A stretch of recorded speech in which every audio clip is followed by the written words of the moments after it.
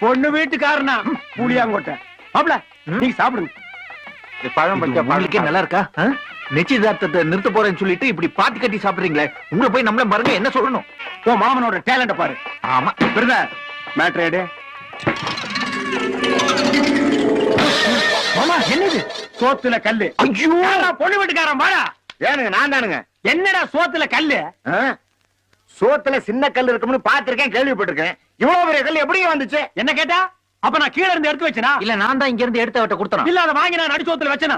இல்ல இவ்வளவு பெரிய கல் எப்படி தட்டுப்பட்டுச்சு? என்னடா கிறுக்குத்தனமா கேள்வி கேக்குற? சோத்த நான் பிசையும் போது விரல்ல அடிபட்டுதுடா. Come to the point. இன்னைக்கு சோத்துல கல்ல போட்ட நீங்க நாளைக்கு என் மாப்பிளை தூங்கும் போது தலையில கல்ல போட மாட்டீங்கிறது என்ன கேரண்டி? ஆமாமா எனக்கு பயமா இருக்கு, வாங்க எல்லாரும் போலாம். நோ நிச்சயதார்த்தம் கேன்சல். மாப்பிள்ளை வீட்டுக்காரங்களா எந்திரிக்கடா.